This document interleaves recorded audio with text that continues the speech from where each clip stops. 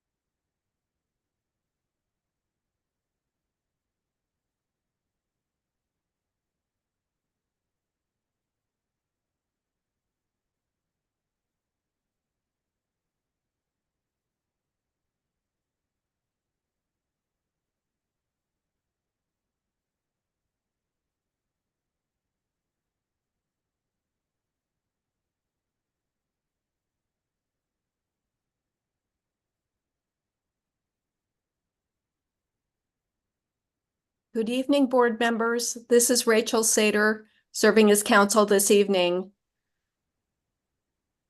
Are you hearing me? Hi, Rachel. We hear you loud and clear. We were told there was going to be a voice from the atmosphere.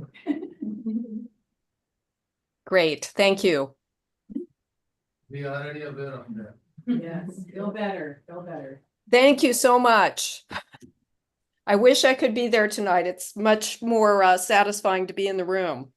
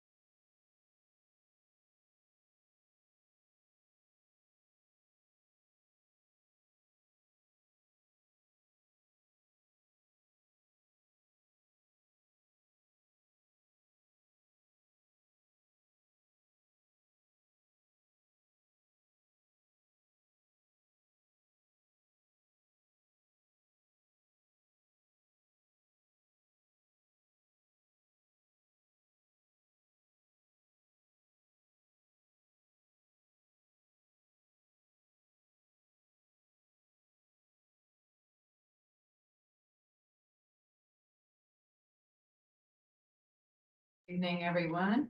I'd like to call the meeting of the Santa Clara Valley Open Space Authority Board of Directors to order. Carolyn, do you want to call roll? Director Kent. Here. Director Flaher. Here. Director Chapman. Here. Director Annabelle, not present. Director Alexander. Here. Director Potter, not present. Director Dill. Here. Okay, thank you so much. So the first order of business, we have a staff recognition for Linda Kwong, and Megan Greger is going to be presenting.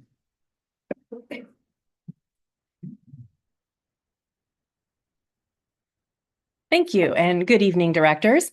I have a exciting, fun, quick announcement and recognition to share.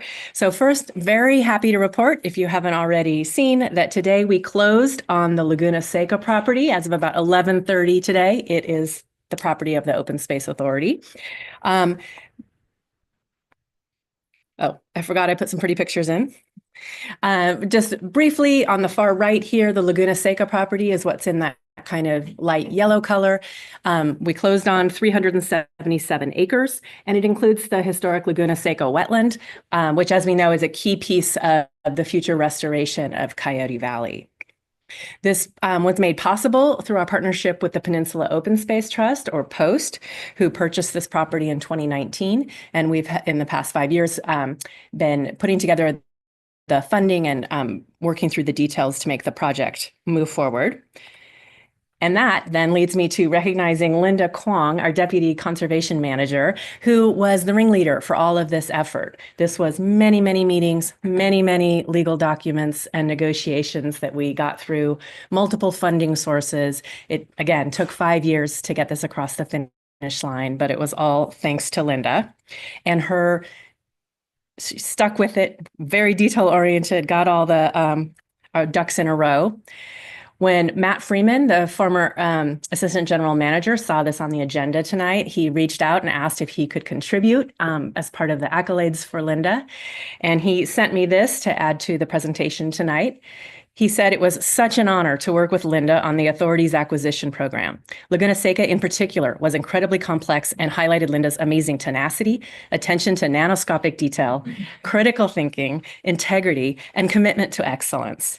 Kudos Linda Kwong for getting Laguna Seca over the finish line and into public ownership so that it can be restored and loved for generations to come. There she is again, showing off all of her great work. And then my last slide, just wrapping up that if you haven't seen it, the great article that came out this morning in the Mercury News, Paul Rogers article covering this amazing acquisition. So again, thank you, Linda, for all of your good work, and we really appreciate it.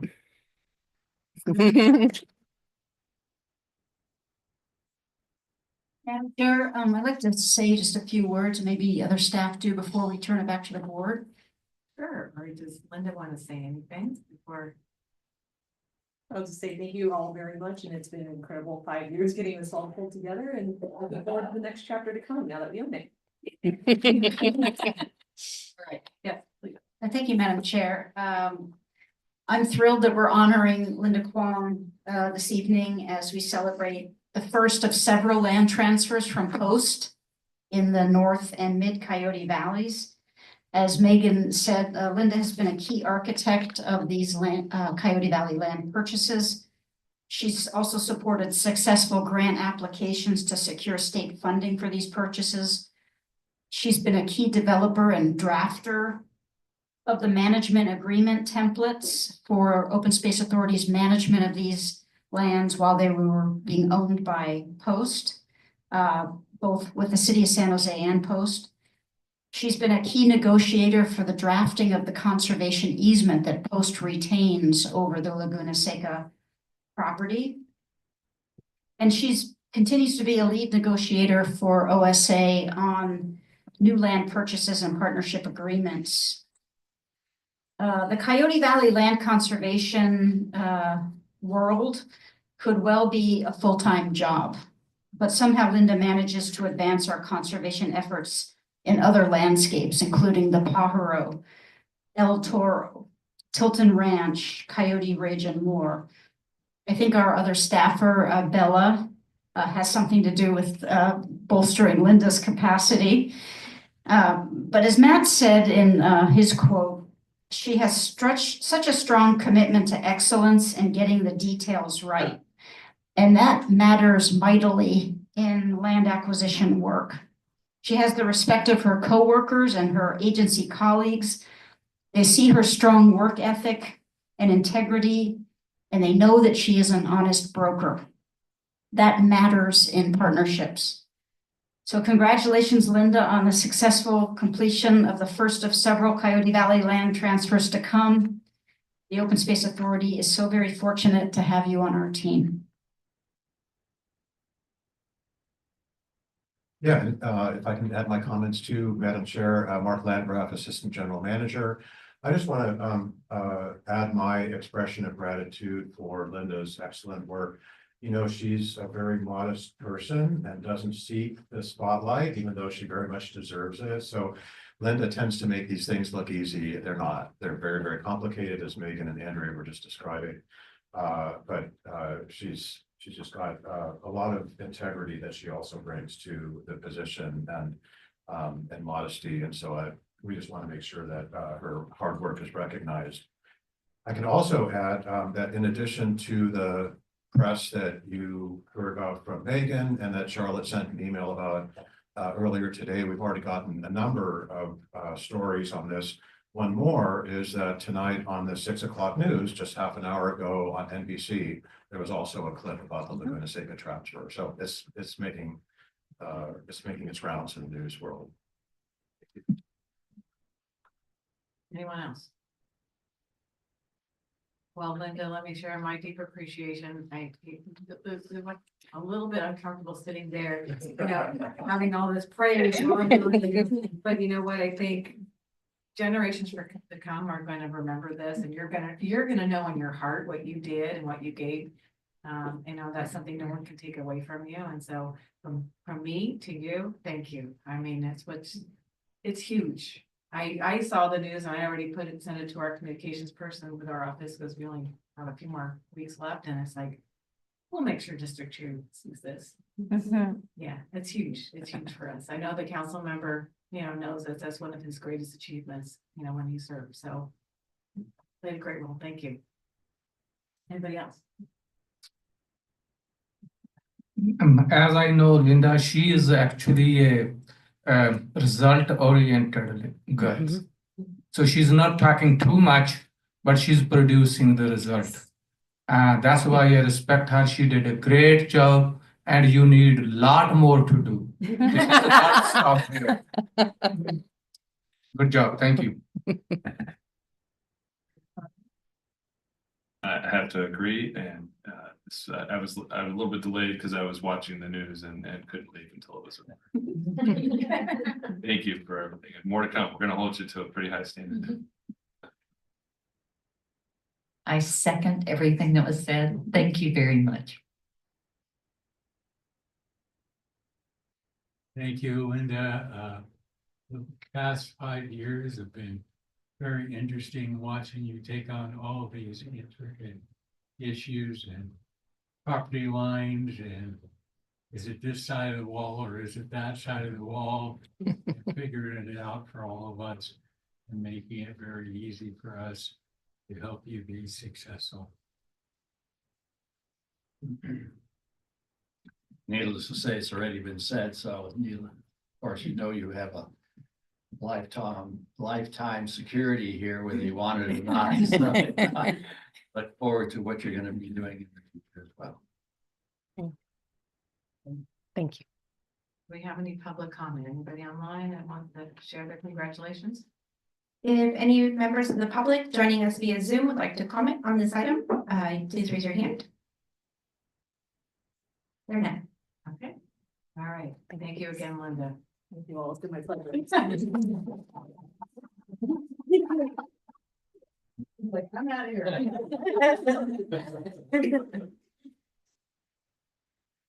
Okay, this portion of the meeting is reserved for persons desiring to address the board on any matter not on the agenda. Speakers are limited to 3 minutes. Do we have any public comment? If any members of the public joining us via Zoom would like to comment on this item, please raise your hand. There are none. Or none? Awesome. Then we'll move on to the approval of the minutes for October 24th. To approve. Oh, Go ahead. move to approve. Second. Okay, so we have a motion from Director Kennett with a second by Director Gill. Is there any public comments on the approval of the minutes? If any members joining us via Zoom would like to comment, please raise your hand. There are none. Okay. Director Kennett, Yes. Director Flaher, Yes. Director Chapman, Yes. Director Alexander, Yes. Director Potter, Yes. Director Gill. Yes. Okay, that motion to approve the October 24th meeting minutes approved unanimously. All right, we will move on to the consent item. We have one item on consent. So anybody wishing to speak to this? Otherwise, I will call for public comment on the consent. Anybody wishing to comment on the consent item? If any members of the public joining us via Zoom would like to comment on this item, please raise your hand. There are none. I need a motion to approve the consent item. I'll move to approve. Second. We have a motion to approve the check register and fund balance ending September 30th from Director Kennett with a second, Director Potter. Director Kennett, Yes. Director Flaher, Yes. Director Chapman, Yes. Director Alexander, Yes. Director Potter, Yes. Director Gill. Great, that motion. Yes. All right, that motion passes. You just like to hit the button. on that. Yeah, okay. New business. So the first item of new business is to accept the final audit report for fiscal year 2023-2024 as prepared by Moss Libby Hartzman LLP. And Justina is going to brief us. Thank you. Good evening, directors. Justina Teen, Fiscal Services Officer. Tonight, we're presenting the results of the authority's independent financial audit for fiscal year ending June 30th, 2024. The auditors were on site for 2 days back in August and conducted the rest of the audit process remotely. In summary, the auditors expressed an opinion that the financial statements have been presented fairly and free from material misstatement. Here with me tonight remotely is a representative from our auditor's office, Alex Holm. And Alex would briefly discuss the audit standards and approach taken and present the audit results. So with that, I'll hand it over to Alex. All right, good evening, everyone. Again, my name is Alexander Hahn from Moss Levy and Hartzheim. We gave the authority an unmodified clean opinion. No significant findings were found during the audit. No findings were found. In terms of the financial statements, pretty much status quo. Nothing significant changed in terms of the auditing standards or any kind of new GASBs that kind of affected the financial statements. The approach is the same every year. We look at various different transactions throughout the financial system, looking at disbursements, receipts coming in, payroll, and then various other transactions that we deemed important. Other than that, Justina always does a fantastic job, makes my life pretty easy. You guys are pretty lucky. Other than that, any questions regarding the audit or the audit process in general?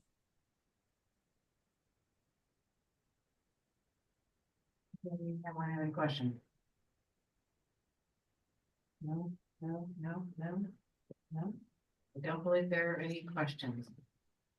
Okay, do we have any public comment? If there are any members of the public joining us via Zoom who would like to comment on this item, please raise your hand. There are none. Thank you.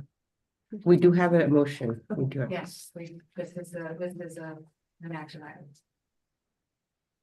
Hint. So move to approve. Second. All right. We have a motion to accept the final audit report for fiscal year 2023-2024, moved by Director Gill, with a second by Alexander. It's faster up there than this here. Okay. Director Kennett, Yes. Director Flaher, Yes. Director Chapman, Yes. Director Alexander, Yes. Director Potter, Yes. Director Gill. Yes. Okay, that motion passes unanimously. It's nice to get kudos from the auditor, so good job. Thank you. Okay, so the next item is accept the final Measure Q, Measure T partial tax audit report for fiscal year 2023-2024 as prepared by Moss, Libby, and Hartzman. Yes. Good evening again, directors. So for the record, Justina Teen, Fiscal Services Officer. As required by both the Measure Q and Measure T expenditure plans, an annual independent audit is to be conducted to assure that the revenues that we received and the expenditures that we spend are in line with the fiscal safeguards outlined in the plans. For fiscal year 23-24, the authority received a little over 8 million in parcel tax revenues. In compliance with the expenditure plans, we did not spend more than 0.1% of the revenues that we received on the costs related to conducting business for the expenditure plan oversight committee. That threshold was $8,036, and so we were under that. The agency also did not charge more than 1.1 million from Measure T to pay for administrative expenses. That threshold was approved by the board as part of the budget process. Any remaining balance of our admin expenses were covered by other funds. And overall, we recorded a little over 2.2 million in total expenses to Measure Q and over 5 million to Measure T. And the final audit will be presented to the Expenditure Plan Oversight Committee in January of 2025. And then that one will also be an action item. But that's the end of my presentation. Okay. Public comment. Any members of the public joining us via Zoom would like to comment on this item, please raise your hand. There are none. Thank you. I will look for a motion to accept the audit. I move that we accept the audit. I'll second. Accept the final motion to approve the final audit measure for Measure Q, Measure T partial tax audit report for fiscal year 2023-2024, moved by Director Alexander, second by Director Kennett. Call roll. Director Kennett, Yes. Director Flaher, Yes. Director Chapman, Yes. Director Alexander, Yes. Director Potter, Yes. Director Gill. Yes. That motion passes unanimously. Thank you. Thank you. Okay. The next item is receive a presentation from the Bay Area Ridge Trail Council. Jennifer Peck. Thank you.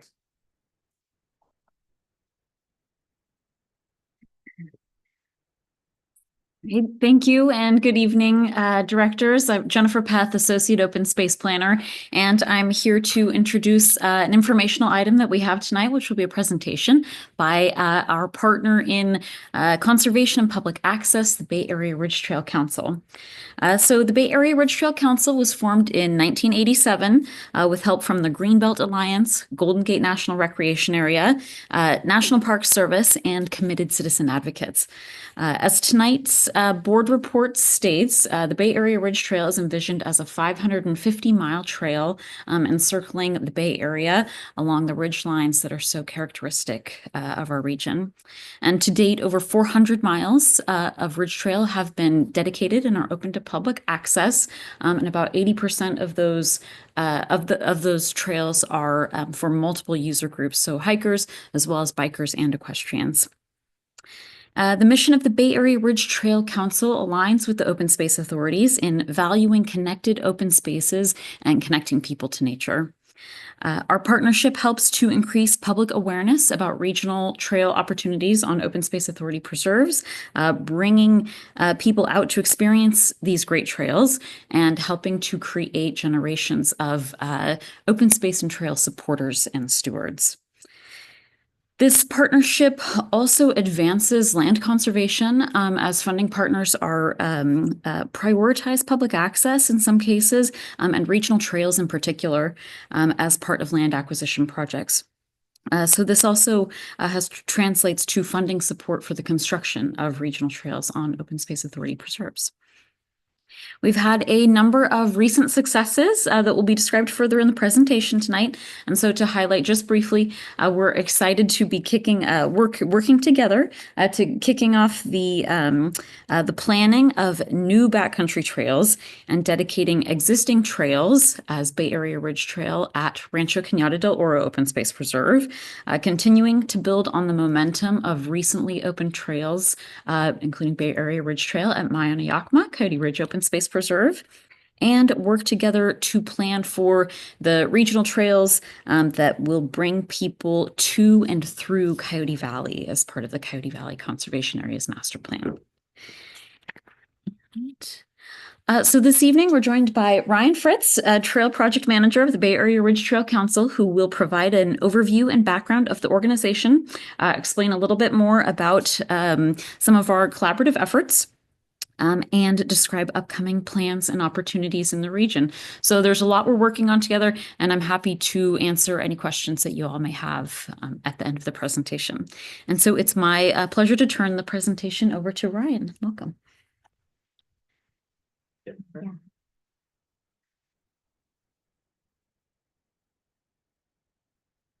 Thank you. All right. Greetings, members of the board and staff. It's nice to be here tonight. And thank you, Jennifer, for that wonderful introduction. I might steal some of those lines. I'm Ryan Fritz. I'm a trail project manager at the Bay Area Ridge Trail Council, focused on the southern half of the Ridge Trail. And I'm excited to go into some more detail on our projects lately.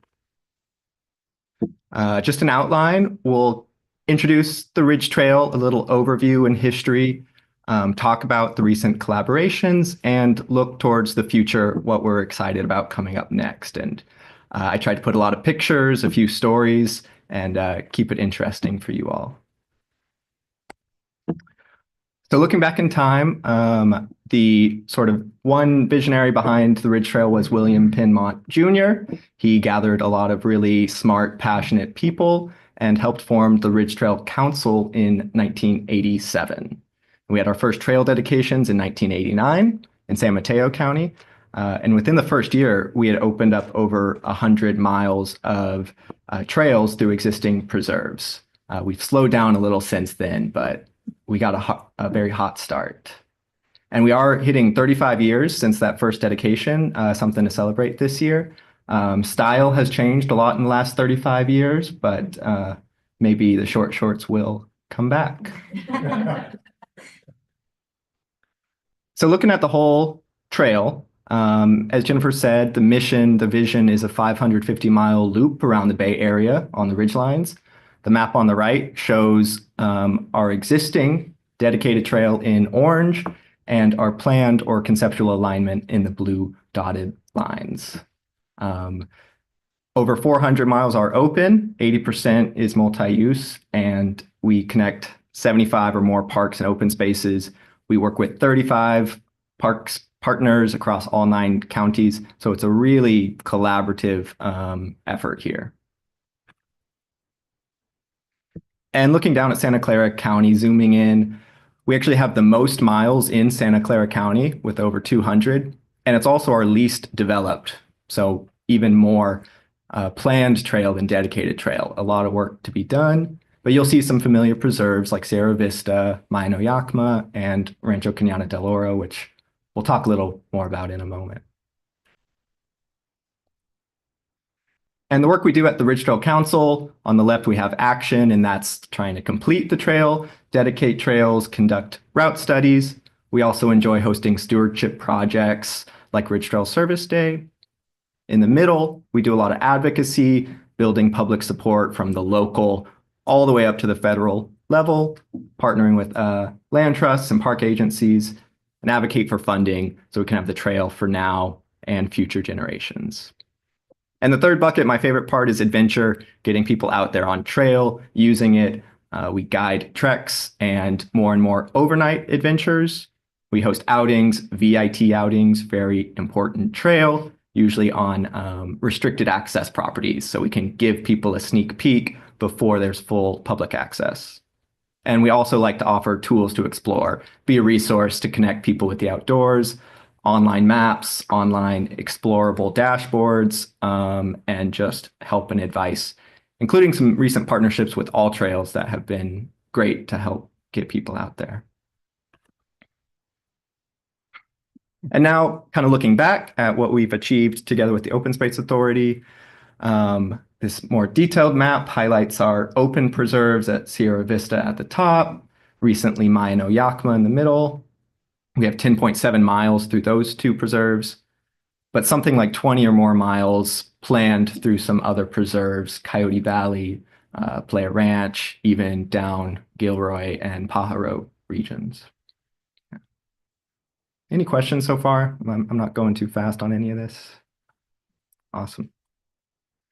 So one of my favorite preserves is Mayan Oyakma, and it's been a long time trail planning before it opened. So on the left, you may know that trail planning is hard work. You got to get a little mud on the tires.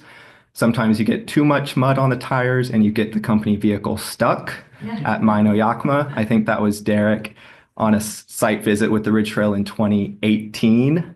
Our executive director, Janet, said it was a good day once the car was pulled out of the mud. But another 5 years of planning went into it, and that was trail work and sign planning and natural resource management. And last year in October, we had such a great ribbon cutting and dedication event, you know. So much credit to Jennifer and Charlotte and Terry and all the folks who made that ribbon cutting event so special. What a celebration. But opening it isn't enough. We like to get people out there. And so thanks to the Community Access Grant Program from the Open Space Authority, the Ridge Trail has been hosting outings at Mino Yakima, and those have just been a blast. We're engaging community groups like Latino Outdoors, the San Jose Public Library, local high schools to actually get people out there on the preserve and do yoga and mind, body, nature hikes. And just it's cool to see the results of that program. And that's something we hope will continue with the direct collaboration. This busy map is the Santa Clara County Countywide Master Trail Plan update. And so this was a large project primarily led by County Parks to update their countywide map from 1995, when the authority and the Ridge Trail Council were just toddlers.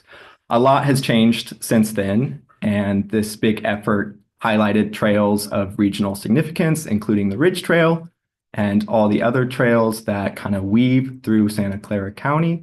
We worked closely with all the Santa Clara agencies to contribute. And fortunately, this looks like it's going for approval next month with the County Board of Supervisors. And it really showed the benefits of collaboration here. One part of this Countywide Trails update is another map with a lot going on. The Ridge Trail Council and other agencies looked at the route connections north of Mount Madonna all the way up to Mount Umunhum, studied all these different route options, categorized them from the most opportunities in green to the most challenging constraints in red. And as a result, we actually shifted 30 miles of the Ridge Trail alignment from the busy Summit Road on the Santa Cruz Mountains, where there were a lot of residents who didn't want folks coming through, east into the foothills of the Santa Cruz Mountains. And now it will go through Rancho Cañada del Oro Open Space Preserve. Pretty exciting to get that approval and just unlock miles with some creativity and planning. We've taken that route study a step further and formed a working group. Everyone loves having another working group, but this one brings together 6 regional agencies in Santa Clara County. And the map shows our online map tool where in the working group, we can pull this up. You can see the mosaic of different public land and preserves on this map. We've got Midpin, Open Space Authority, Habitat Agency, Post, and the Ridge Trail weaves through all of these like, a thread in a patchwork sweater. And this working group brings them together to talk collaboratively about acquisitions, natural resource planning, public access, and really provides like a nexus, a forum for all these different agencies to talk to one another and make plans in the region. And Jennifer and Linda have both been great advocates on that working group. And now looking more into the future, what's next? A big part that we're excited about is Coyote Valley. And of course, we've got new acquisitions there. And in 2020, the Ridge Trail did a feasibility study on some route connections there. It wasn't the right time to really unlock more progress, but now it just seems like there's a lot of cool stuff going on. And so over the summer, Jennifer and Nick and I went out there and took a nice look. Next time I'll try to get one of you smiling, Nick, looking at the camera. It's like conditions were drier. It sure was, yeah. But it's exciting just to see what's going on there, continue to study the route over the next, year or 2 years and see what we can unlock. And there's some new road construction there, right? There's a new sidewalk, new bike lanes, and it's kind of a balance between we want to connect the Ridge Trail. Do we use these existing sidewalks? Or do we develop a new trail? We want to provide a high quality experience for trail users, or we could use the sidewalk. So I think that's something to just continue talking about. Yeah. Nick, Jennifer, anything to add on that region right now? No need to put you on the spot, but. Through the chair, I mean, that is what we'll be discussing through CD Campus, how we make those connections along Bailey and Santa Teresa. Thanks. And as Jennifer alluded to, an upcoming dedication opportunity at Rancho Cañada del Oro So through that route study, we realized there's 12 to 14 miles of existing trail in these two neighboring preserves that are great eligible ridge trail criteria to provide additional linkages. And so once the Santa Clara Countywide Trails Plan is approved, we'll be ready to move forward with a ridge trail dedication ribbon cutting event to formally recognize the miles through these preserves as ridge trail. Put a sign on there and get out the ribbon, and hopefully some big scissors and another ribbon cutting celebration. We took our South Bay Trail Advocacy group out there last year, and if you spent time in those preserves, you know it's just gorgeous. You get views east and west. You can see Mount Umunhum. It's a ridgeline experience, which is really, really nice. Look like they didn't enjoy that. Yeah, no, I forced them to smile for that picture. Yep. And a few more maps. Jennifer has mentioned Blair Ranch. And so the map on the left shows the potential ridge trail route through the Blair Ranch property, as well as some regional connections. This map on the left was submitted to the Priority Conservation Grant Area proposal, which I think as of last week was selected for funding. We're hoping. Okay, I saw something from the 4th that was recommended. Well, the board meeting will be next on the 20th, November 20th. Okay. So Good. Well, best of luck. I'm rooting for it. I feel good about it though. But there's just lots of opportunities at Blair Ranch here, possibly new campsites, backcountry trails. And actually the Ridge Trail Board of Directors is going out there tomorrow for a VIT hike while, we were going to do it a few weeks ago. The temperature hit 97 that day, so we did postpone. I think tomorrow will be a little bit nicer. And then finally, opportunities at the far southern end of the Ridge Trail through Gilroy and Pajaro, exploring connections. There's a lot of blue dotted line to work through the valley floor of Gilroy. This is an interesting place to study because we want to balance agricultural, natural resources, and public access, just like the mission of the Open Space Authority. We want to get people out there, but we want it to be responsible, sustainable, and enjoyable. So looking forward to more studies out there. And it's a little bit of a shame that she couldn't be here, but we want to give a special thanks to Garnetta. Garnetta was there from the beginning of the Ridge Trail Council as well. She was a Ridge Trail founding board member at large. She was a longtime board member and is just such a champion for open space. I mean, she continues to come to our events like Ridge Trail Service Day, has just been such a key player in what's been achieved over the last 35 years. And in the words of our executive director, Janet, every organization could use a Garnetta. So very grateful for her and hope this can be passed along to Garnetta. And then finally, speaking of people who are very involved, if you would like to support more as a board or an individual, encourage you all to always advocate for trails and overnighting. As the Ridge Trail grows closer to completion, we would like to offer opportunities to get people out there overnight. And, you know, as a backpacker myself, I know nothing puts you more in touch with nature than spending a couple days out there without a shower. But that's something that in our long-term vision, we'd love to see more overnighting opportunities. And then support events, Ridge Trail Service Day, hopefully the dedication events next year. Look for opportunities to join in.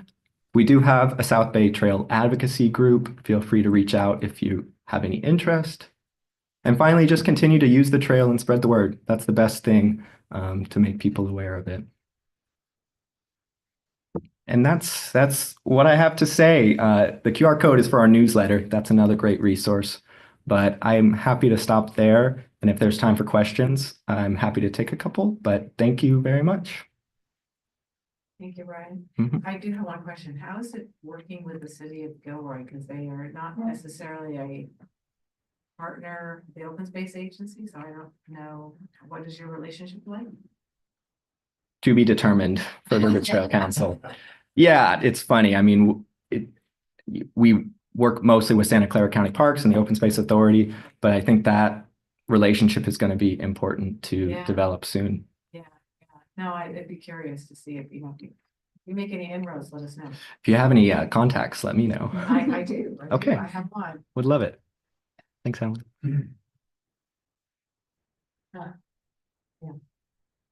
Any questions? Just on the topic of going, just there are Donut Hole, so. Right. The outskirts of the southern tip of our county, we love to go to, but they're clear of the city of Gilroy. Heard. Yeah. Director Gill, any questions? And Gilroy side, how many miles you think we have to trail?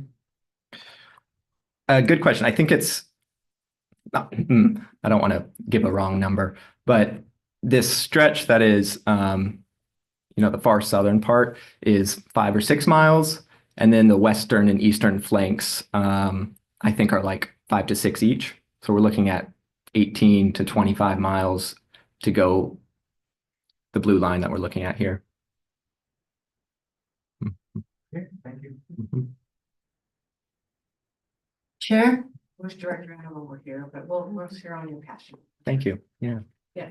If I might, I don't know if this is really my place, but I'm gonna do it anyway. I just wanted to point out that our very own director, Mike Flauher, is a longtime board member emeriti of the Bay Area Ridge Trail Council. Maybe he'd like to share a few remarks too. I thought I saw his picture on your slide, actually. Yes, I think you need to go back Oh. and showcase. Yes. With Garnetta. Yes. Yeah. Yeah. Yeah, well, I know Garnetta from County Parks. I was on the volunteer coordinating committee for County Parks for a number of years. And Garnetta was just this person that was always there and always had the right thought and the right amount of push to make things happen. And I really appreciate her. Hope she feels better. I was on the board for 13 years and we did a lot of work here in the South Bay to try to make things connect up. There was a lot of organizations that were reluctant to do even the littlest thing, including the city of San Jose. Anyway, but we were successful in advocating. We did a lot of work, getting out almost every weekend. We even found a way to put video in our booth to show people actively what it's like to get out on the trail. And we found that most people were thinking about the trail, but most people had no idea how big it was and how much it would be when it's all connected up. I think even in our own OSA documentation, it talks about all the trails in the valley here and up in San Jose as part of that master plan, which has been worked over several times. And it keeps getting pushed around by various people who want to do other things. Unfortunately, the basics are still there. And I didn't know it at the time, but when I bought my home 200 feet from the trail. So, who knew? Anyway, so when I started advocating, I went 200 feet out my back door and said, I'll start here. So, but that was in 2005 and 6. And I basically spent about 6,000 hours on that section of trail from Jackson Avenue over to Capitol Avenue. Very short section, but there was lots and lots of problems. We were able to clean it up with help from the city, the county, and especially the water district, and make it much more viable long-term, as that trail was going to be long-term bypass until we could get stuff in the Eastern Hills. Yeah, so grateful for, the context and all your work, Mike. So I'll connect. I'd like to hear more. Okay. Director Kennedy, do you have any comment? It's amazing. I can't wait for it to happen, actually. Me too. Thank you for your advocacy and your work. Thank you all. Yeah. Do we have any public comment? Any members of the public joining us via Zoom, if you would like to comment, please raise your hand. There it is. All right, the next item. Next item. This is receiving an update on contracting with vendor for the Coyote Valley Conservation Area Master Plan, or CVCAM.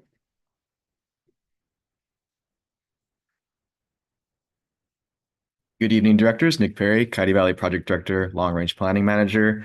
Unfortunately, I don't have a nice slideshow tonight, just a verbal presentation. No pretty pictures tonight. I apologize.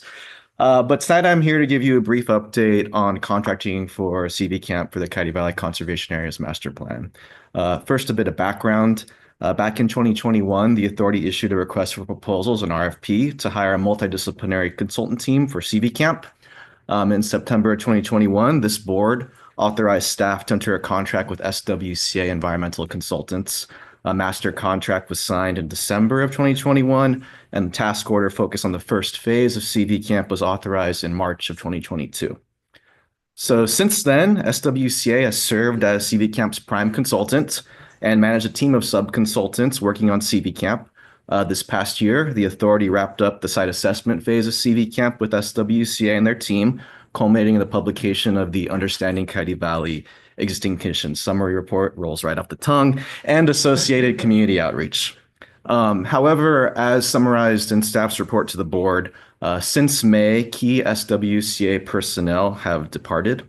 And after reviewing SWCA's most recent proposal for restructuring their team, staff decided that the best course of action would be to close out the master contract, and both parties agreed on how to do so. SWCA and the authority have agreed to wrap up in-progress tasks by the end of the calendar year, so by December 31st.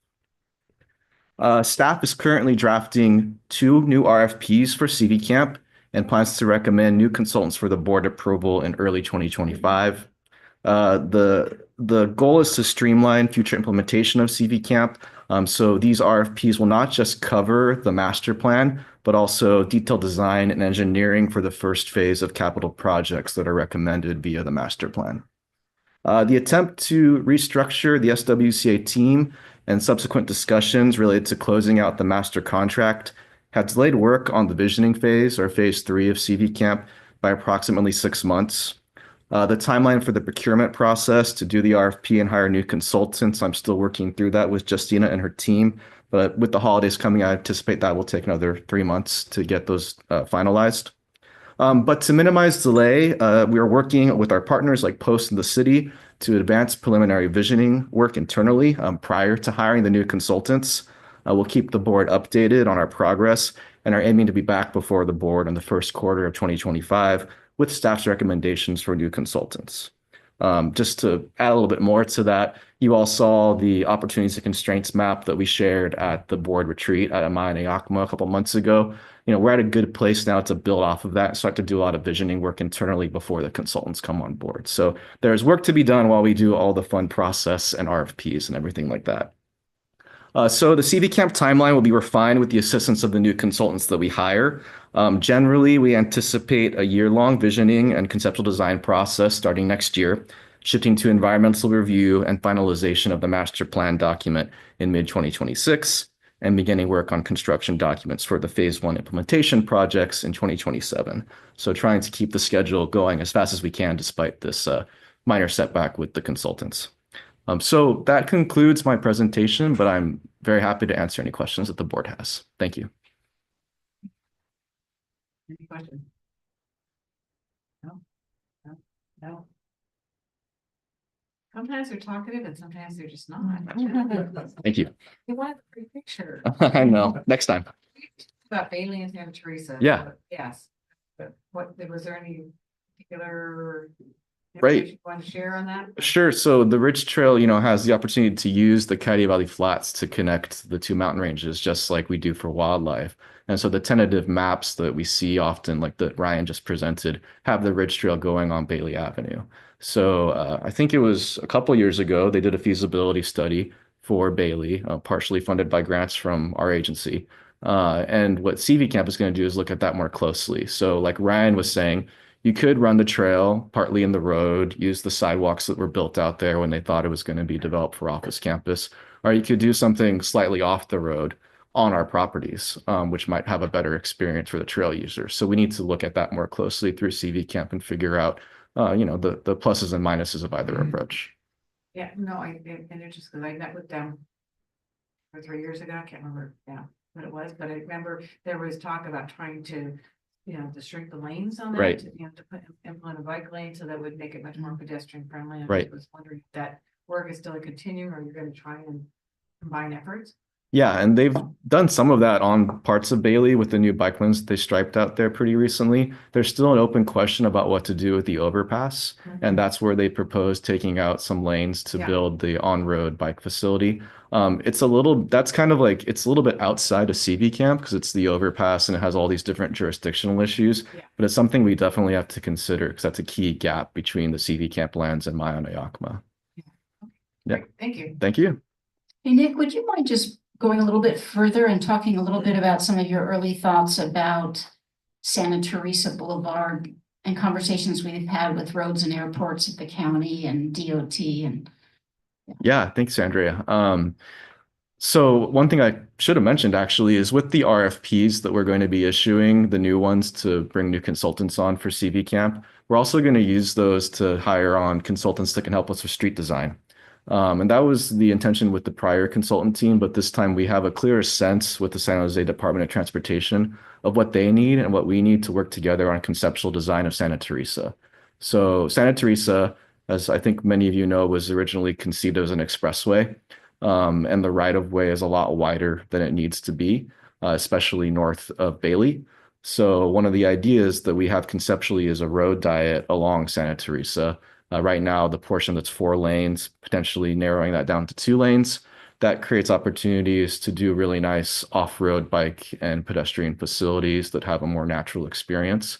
But there's a lot of work to be done there. We've done the traffic analysis already with the previous consultant team. We know that there's the capacity there to do road diets. Now we need to study it more closely with DOT and create some conceptual designs that can be done in tandem with trail planning for the Laguna Seca property. Rather than maybe having a trail on Laguna Seca, we could maybe have it in the right-of-way because the right-of-way is so wide. All right. Thank you all. Public comment. If there are any members of the public joining us via Zoom who wish to comment on this item, please raise your hand. There are none. Thank you, Nick.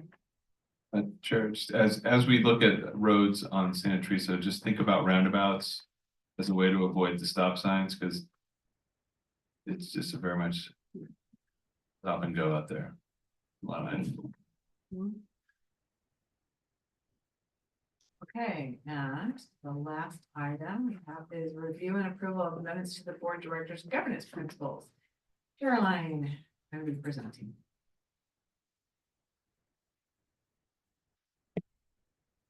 Good evening. Okay. Good evening. I'm Caroline Hernandez, clerk of the board, and tonight we'll be looking at and potentially adding 2 additional sections to the board governance principles. Tonight I'll be asking the board to review and select a preferred ways to engage model for the equity and inclusion statement. ABC members will be familiar with this. Review the proposed example statements to accompany the ways to engage model. And finally, review and approve the proposed board training and development statement. Staff and the ABC have been working together to fulfill this endeavor that was first conceived by the board in 2011. And over the course of time, the board has approved its own standards in the following categories: transparency, core values, ethics and accountability, and committees. Together, these standards form the document Board Governance Principles, which was approved by this board on December 14th, 2023.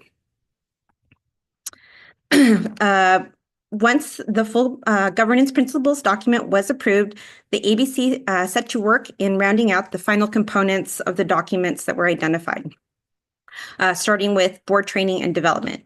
The board training and development statement acknowledges the board training and development document acknowledges the board's responsibility as elected officials to meet the requirements directed by the California State Government Code, or as you may know it, ethics and sexual harassment prevention trainings, and the board operating rules and procedures. However, what this document does is it goes beyond that, and the board acknowledges that as leaders of the Open Space Authority, that they should have a solid foundation on the basic concepts listed here, as well as a firm understanding of what makes the authority unique. And so that would be this list here. It also provides a suggested timeframe for completing the foundational materials within board members' first term. And it also suggests that directors act as mentors to one another and are encouraged to also participate in these trainings as refreshers. And the full draft is included in your packet.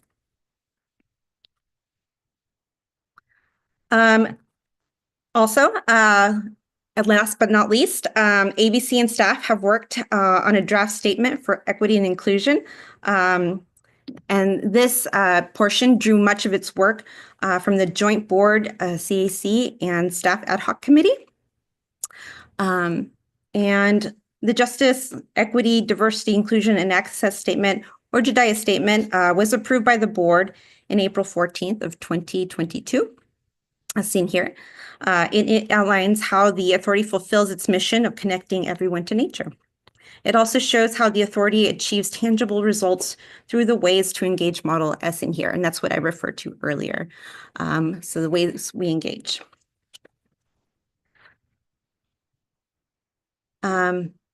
A draft of the board's equity and inclusion statement was presented to the ABC on September 12th. And ABC members reviewed the draft statement along with this updated version of the ways to engage model. So the draft will include this, the board statement, the ways to engage model. Some of the feedback staff received was regarding the orientation of the model for ways to engage.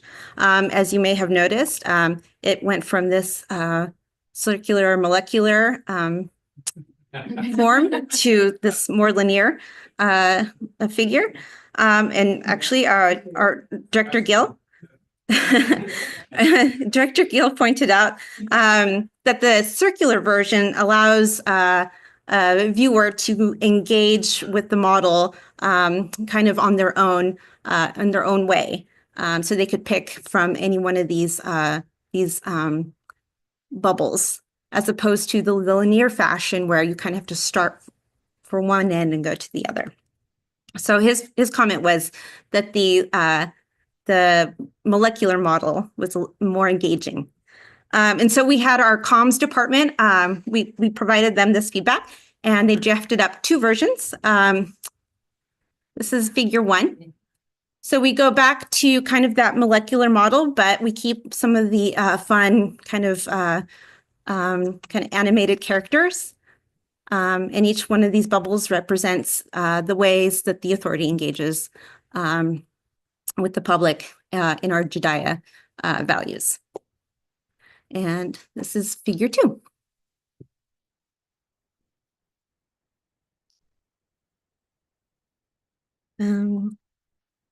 The other feedback that we received was regarding the forms of engagement. So you'll see lead through action, stand in solidarity, make space and listen, act and support, and financially invest. And so we were asked to provide examples of tangible ways that the authority actually does engage this way.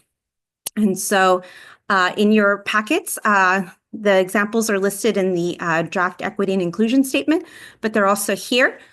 So for leading through action, this is what we came up with. The Open Space Authority has developed a language access plan to create a pathway for the community to connect to nature in their own language. Standing in solidarity, the Open Space Authority stands in solidarity with historically marginalized groups to create and fund spaces where everyone can enjoy the benefits of nature. Making space and listening, the Open Space Authority partners with local tribes and listens to the ways that they connect with the land today and in the past. Acting in support, the Open Space Authority sends comment letters to elected officials to express support for community projects and programs that help further its mission and values. So these are concrete ways that the authority is implementing our ways to engage model. And that will be included in the equity and inclusion statement. Oh, I'm sorry. Forgot one. Financially investing. The Open Space Authority invests in its communities through the Urban Grant Program. And so tonight, I would like for the board to select which ways of engagement model they would like to use for inclusion in the equity and inclusion statement, as well as what am I asking? As well as approve the board training and development statement and approve the example statements for equity and inclusion. At this point, I want to open up to the colleagues that did not have an opportunity, but the ABC committee has looked at this and you kind of got, we like the pretty pictures and Director Gill liked the, you know, so we got a combination of the pretty pictures and the circular, so that. No, it's a little bit, we just like the symbolism. I think that was- Right. Right. But they followed our directions very well. Yes, yes, so thank you for taking that and that input and moving forward. So Yes. for directors that you did not get to see those, I'd be curious to see which your There's figure one. what do you like, what do you feel about it? What grabs your interest? Yes, I'm. You guys looking right at me? I like the one that looks like our logo. The next one. This That- one. Oh. I like that. That's it. Okay. It seems familiar. Mhm. Director Kennedy.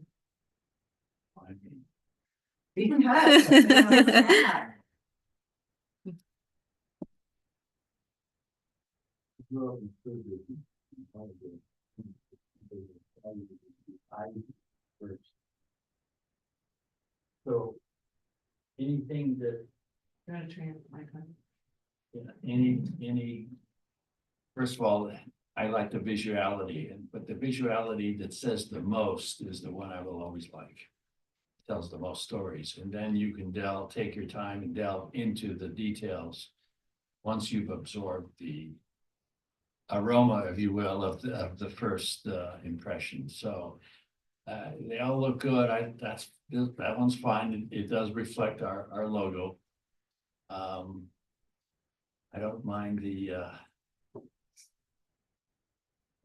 the molecule.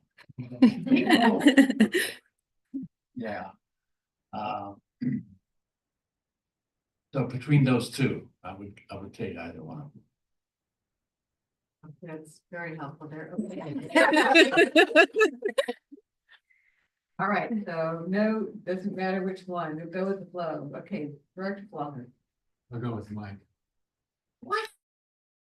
No, okay, so you guys like this one. Okay, all right, Director Gill. You gave the most input on this, so. Curious to know what you. Whatever the other people like. No.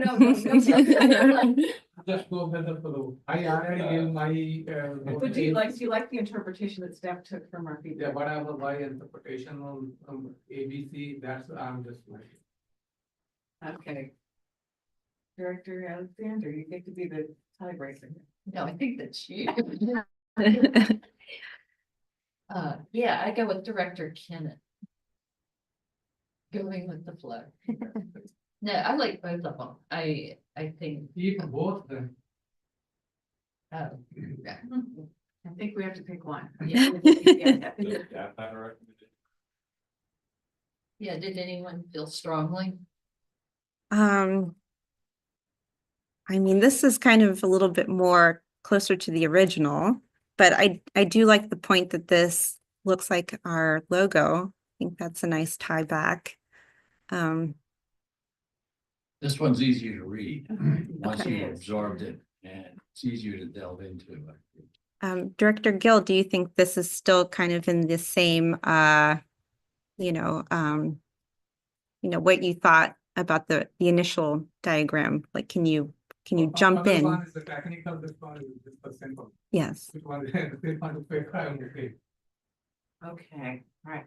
I can see this one. I like this one. Yeah. It looks more like the OSA. Yeah. It feels friendlier, and like you said, it's food for the eye. I Because said you that. get that. Plus, it would look better on a Frisbee. Well, or a shirt. Whatever. Yes. Well, that on a shirt looks like a target, but on a Frisbee, it looks, On a pin, that would be a cool lapel pin. Yes, that would be, yeah. Okay, so figure 2, I think is what I'm hearing. We're leaning more Okay, but towards. anybody, okay, do we do a raise of hands? We like figure 2, raise your hand. Yes. That's already, Okay. well, I just. Okay, anybody likes figure 1, raise your hand. Okay. There you go. Even though it's already that one looks better. Okay, great. Okay, so just to reiterate, we'll go with figure 2. And then do we have any thoughts or comments about the statement examples? Those will be also printed on the equity and inclusion document. Yes. That I just suggest, that's my comment Mhm. on example. Correct, yes. Yes. I'm strict with that. Okay. I was Strongly. Yeah, that was your feedback. Anybody else? Does that sound good to you? Yes? Yes, okay. And then the board training and development document, were we happy with the way that the trainings that were listed out? One of the things that I didn't mention was a lot of it is geared towards onboarding of a new board member. So getting, that perspective, from the perspective of that new board member, getting. Oh, yeah.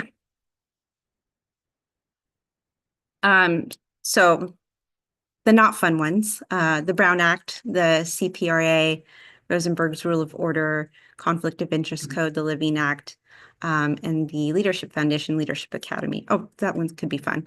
But a lot of these are the more drier ones, but that we need as elected officials, we need to have a nice, strong understanding. And then just understanding what a special district is, understanding our Enabling Act, the authority's funding measures, the different departments within the authority and what they do specifically. And then we had added, I think this was actually part of the feedback that the ABC had asked for was including the authority land holdings and understanding those regional partnerships better.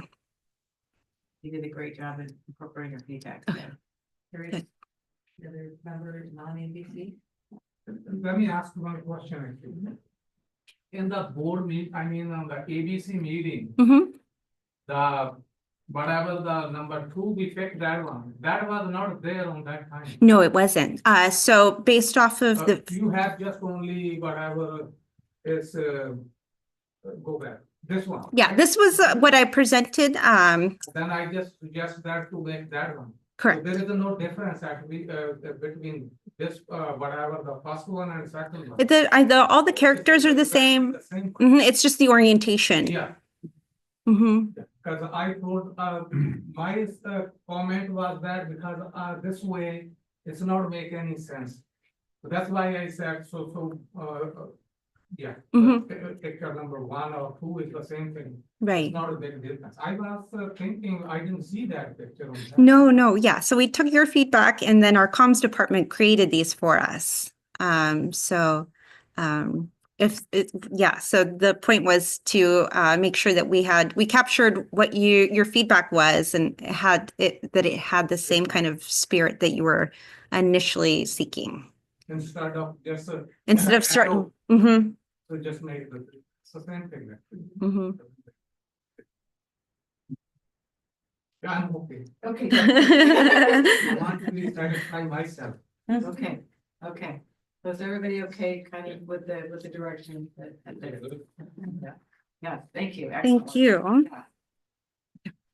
Yeah. This is a motion. This is an action I item. do have a question about how are these things gonna be implemented? Is it just the new directors or is it gonna be reviewed for existing directors or? That's a great question, and actually, as a case study, we have a new board member coming on, so, staff have taken, some of these trainings and put together, a spreadsheet essentially of, the trainings that they can take, and more specifically for the, one-on-ones with the departments, we have it kind of plotted out, like which department, member would be meeting with them. So staff will be doing a lot of the facilitation of getting these trainings implemented.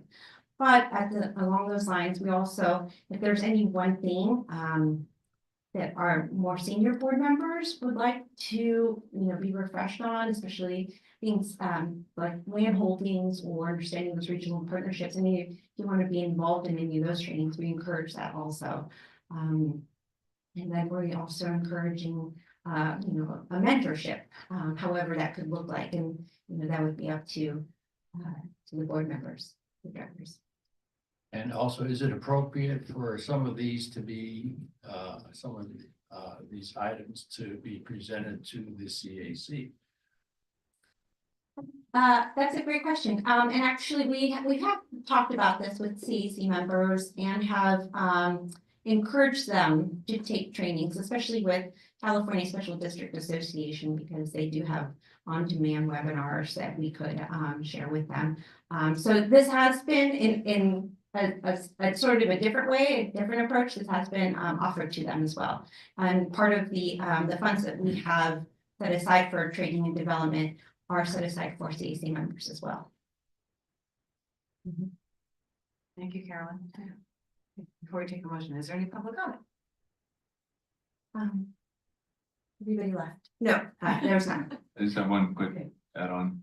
I think that once this is done and we start implementing it, this would be a great article for the CSDA magazine to kind of have a profile for our special district as a leader in onboarding new people. I can tell you that not every special district does this, and that some newly elected people would have greatly benefited from this if they would hear it. But so this would be great. I think it's going to be, we could be like a best practice way. We make the rule, right? Yes. Okay, so this is an action item, so you're looking for a motion to accept and capture the direction from the board. I'm happy to recommend approval. Thank you. I was thinking who did the first one. Okay, so we have a motion to review and approve the amendments to the board directors governance principles moved by Director Kennett. Sorry, who's second? Who was the seconder? Me, Director Flaher was the seconder. All right. Now, let's call for the vote. Director Kennett? Yes. Director Flaher? Yes. Director Chapman? Yes. Director Alexander? Yes. Director Potter? Yes. Director Gill? Yes. Great, that motion passed unanimously. Thank you, Carolyn, for your hard work on that. That's just good. And I guess I concur, we should share it with the special districts. Okay. Committee summary, ABC committee.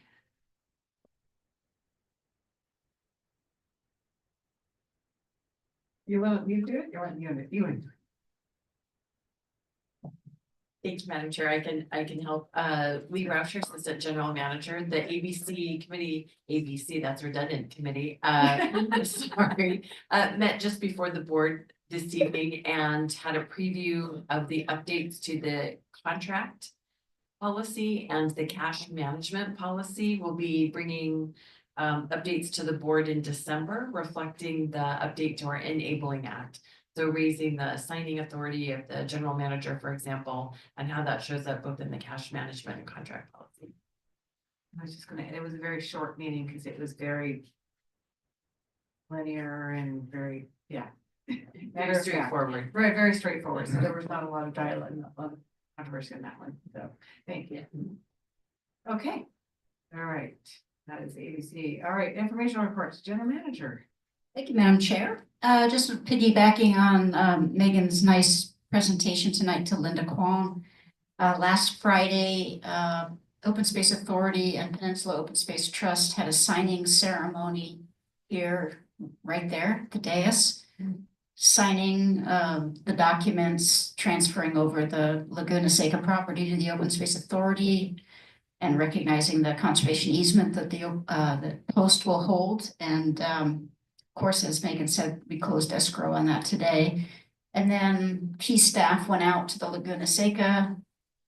We did some video interviews, which are being used on social media right now, and took some pictures. So it was a great moment. And I just wanted to also mention to the board that there's going to be some really good things happening in 2025. So we anticipate 2 more transfers from Peninsula Open Space Trust in the Coyote Valley to us, because they were holding these lands, we were managing them.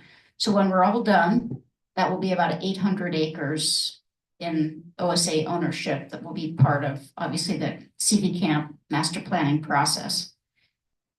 When you understand that that connects to Coyote Valley Open Space Preserve, which connects to Tilton Ranch, which will also become part of our open space system, when we have a conservation easement over that land held by Valley Habitat Agency, which probably will happen in 2025 as well. We will have ownership from the northern and operations of open space from the northern boundary of Morgan Hill all the way up to North Coyote Valley, totaling about 3,000 acres that belong to the public. So really profound things that have happened for the authority just since 2019. And we're also moving forward, according to Linda Kwong. We're in discussions with the Valley Habitat Agency for them to transfer 1,300 acres they own on East Coyote Ridge. So this is the backside of Coyote Ridge proper. 1,300 acres that they held also used to be part of their rocket testing facilities back there. So amazing the expansion that's happening with publicly held open space in this valley. Also relatedly, I wanted to let you know that we're working very hard to protect the public's conservation investment in the Coyote Valley in a couple of different ways. We're tracking closely the proposal for a very large cemetery called Heritage Oaks on the western boundary of our conservation lands that abuts Coyote Valley Open Space Preserve. And we're very engaged in the process as that moves closer to an environmental impact report, supplemental environmental impact report that's being prepared. And then as we briefed you before, as LS Power looks to get their application for an HVDC transmission facility approved at the California Public Utilities Commission in the upcoming year. We're following that closely. We've hired some consultants that are working with us, including a former board member of the CPUC and a board member. He also was a board member of the California Independent Systems Operator. And so he's a very knowledgeable individual, retired now, who's helping us with those meetings. And he joined us 2 Fridays ago. We met with PG&E It took us about a year to get that meeting. But we sat down with them and we asked them to please consider allowing LS Power to co-locate on the Metcalf substation. While they say they have plans for the northern portion of the substation, there's some additional buffer acreage around that substation that they said they would take a look at. And so we're waiting to hear back from them on that. So we'll keep you posted, but really important things for us to be working on, to be tracking and engaged with these other development proposals for Coyote Valley. And one of the reasons I think is so important for the LS Power proposal is the site that they have optioned and have put forth to the CPUC for the facilities siting is the same spot that Post is planning to put a wildlife bridge from Tulare Meadows, owned by the city of San Jose in the conservation lands, over to Coyote Creek Parkway on the other side.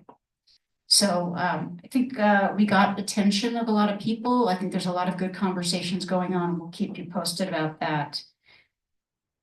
And then lastly, we'll be bringing forth to the board in the new year, probably in February, for your consideration, an expenditure plan that we've been working on for a future funding measure, likely in 2026.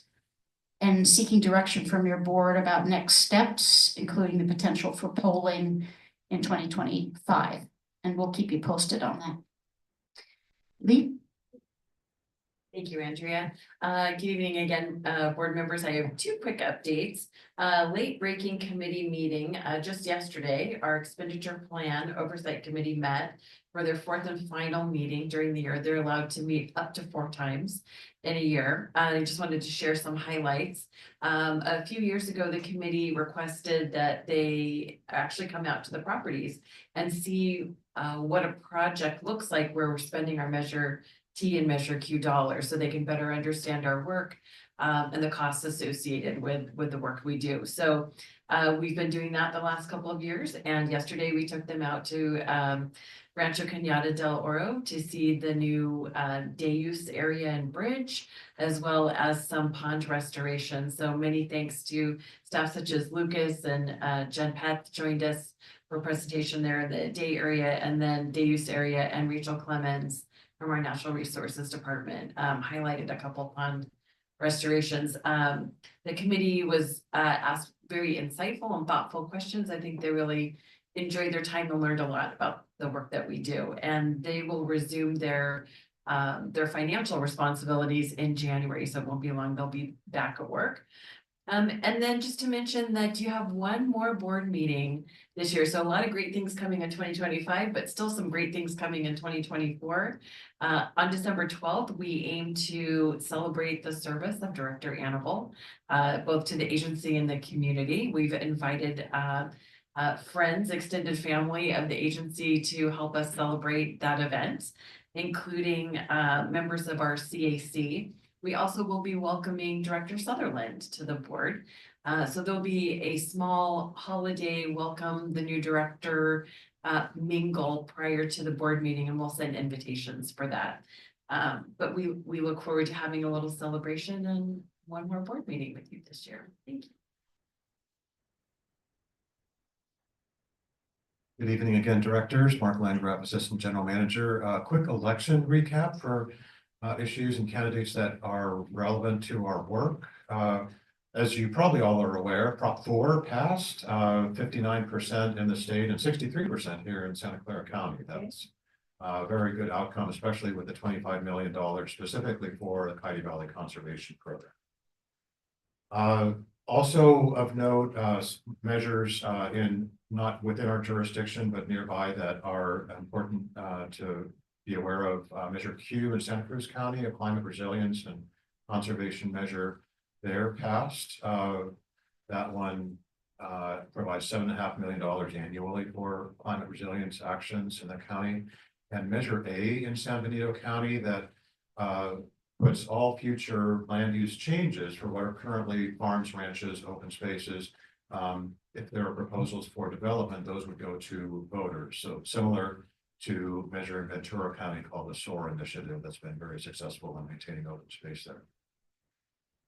In terms of election candidates, these are all unofficial results, of course. Elections won't get certified until December 13th by the state, but we'll likely have a new congressman in San Ricardo, replacing Anna Eshoo in Congressional District 16, former mayor of San Jose, of course, and has been very supportive of our work in Coyote Valley. At the state level, Assembly District 26 likely will be Patrick Arens, who had been the district director for Evan Lowe. Evan Lowe is leaving. He's been running for that congressional seat that he lost to San Ricardo. And then more locally, it's looking like Betty Duong and Margaret Abekoga will be new county supervisors. They've also been very supportive of our conservation work. At the city level in San Jose in particular, District 2 is looking very strong for Pamela Campos. She's now 8 percentage points ahead, even though ballots are still being counted. But she has expressed very strong support for our work in Coyote Valley and was taken on a tour of Coyote Valley so at her request to see what kind of work we're doing. So that would be a very consequential outcome for the agency. And then District 6, Michael Mulcahy looks likely to win. District 8, Domingo Candelas, and District 10, George Casey. So also want to mention Valley Water Board member Shiloh Ballard is likely to win. She's so far 2-1 against her opponent. And for those of you not familiar with Shiloh, she was on the Silicon Valley Leadership Group when endorsements for Measure AA for Mid-Peninsula Open Space District and Measure Q for our agency were provided. She was very supportive that way. She was also executive director of Silicon Valley Bike Coalition recently, and recently chair of the Santa Clara County League of Conservation Voters. So anyway, strong supporter of conservation efforts there as well. So that's the report for those races relevant to us. I don't know, Andrew, if you have any others to point out. All right, thank you. Thank you, Mark. Good evening, directors. Lucas Schellhammer, Planning Design Construction Manager. Have a quick update dovetailing off the presentation from Ryan and Jennifer Pett. We kicked off last week at the Rancho Piñata del Oro, the southern southwestern parcels, including former Blair Ranch. Our trail planning and design team met out there along with staff from multiple departments. We are preparing some initial ideas and options for different trail routes, working with our biologists to balance the new public access and resources. And we'll be also developing simultaneously some questionnaire for the public. We're planning to share that out this coming in the new year, probably around the springtime. And we'll also be bringing this project and what we find out from the public and those trail route options and experiences to the Land Use Stewardship Committee and Board in the new year.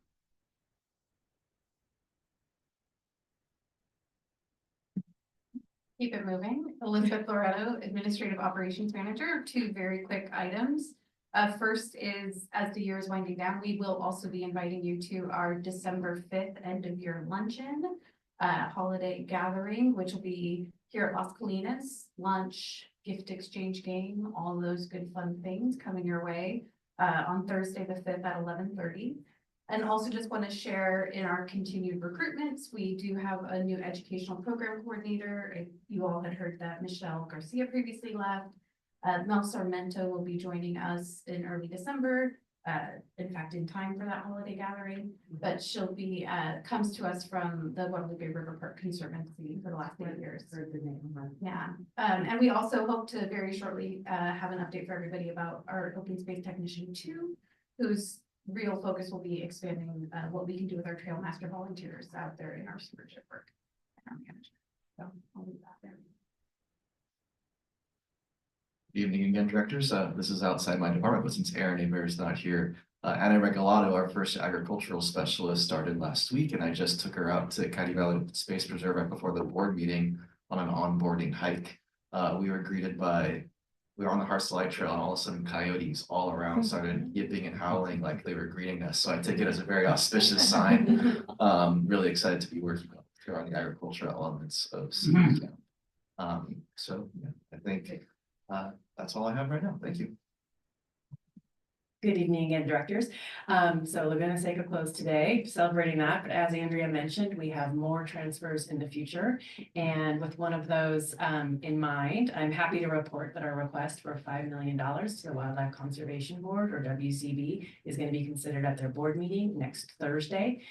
This would fund the purchase of the first tranche of properties in the Mid-Coyote Valley, which is Dong, Fisher's Bend, and Tavern.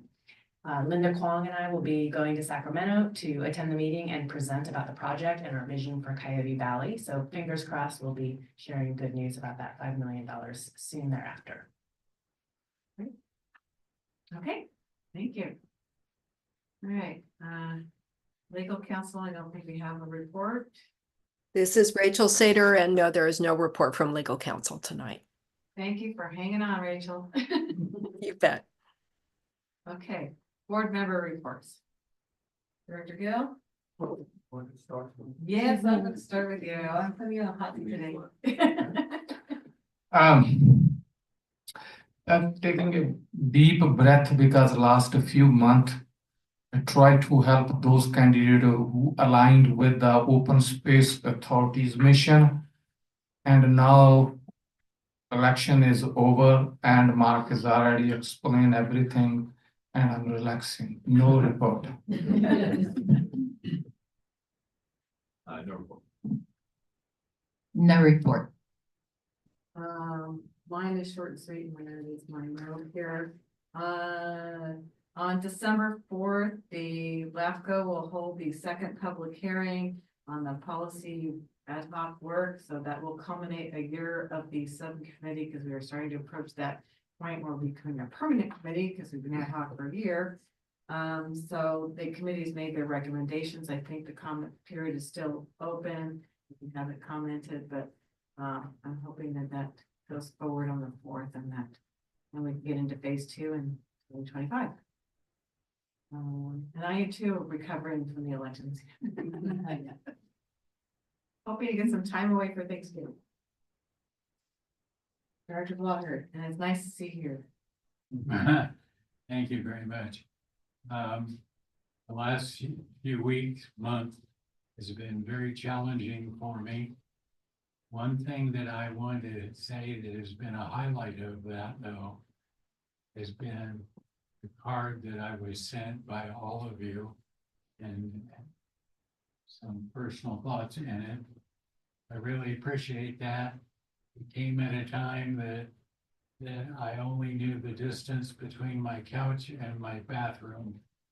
And it was very nice to have something else to buoy my day. Director Kent. Thank you. Couple of things. One, to expand on what Mark Landgraf has mentioned. There's another election result that's coming in that could be very favorable to us in the future. It looks like Greg Bozo is going to be the new mayor of Gilroy. And not right away, it'll be the first mayor in Gilroy for I don't know how long, who's not only aware of what we do, but likes what we do and is open to what we do. Just saying. So there, how about that? So he's got some adjustments to make because he's going to be stepping in a sense as a minority on his own city council. So there's a group of us willing to help him out, and I'm part of that group. At the last meeting of the Farm Bureau, the county park to pass out the new crop report, and I'll leave a copy here for staff. And some differences. It's interesting the mix of crops that the county is growing these days, and the result has changed a lot over the years. And this year has been a significant change in what the crop relationship guard and how they're processed and where the crops go. So big differences there. There's the report. I was invited to attend something called Healthy Morgan Hill, and I asked that a staff member be there to be my handler, and that was Megan. And we attended. Morgan Hill wants to be a type of blue zone. And it seems only natural that we fit in there somehow. And so basically we were there to fly on the wall and to listen. It was very interesting. And you know, a lot of people in the room were movers and shakers in the community. But what surprised me is some of the people who were called in from the health community, etc., had no idea who we were. And that always is bugged me. And as hard as we tried, we still have people out there who are clueless about it. So it's just something. What's your take? Any further? I'll put you on the spot since you were handling my leash there on Saturday. No, I just agree. It's a, promising, interesting venture. He's right. There were definitely folks who hadn't heard about us, but it was a nice opportunity to kind of talk to them about the things we do, what we can work with them on. We happened to sit at a table with folks from kind of the health sector.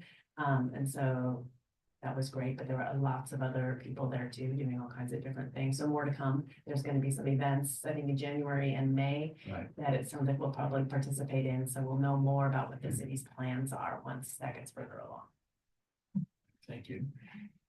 That's one other thing that I also came across a group of coyotes. I was hiking in Yosemite on Tuesday, and these coyotes weren't very friendly, but they kept their. We made noise back, so here we are. That's all I got. Okay. All right. Thank you, everyone. All right. That concludes our meeting. We are adjourned. Pumpkin patch.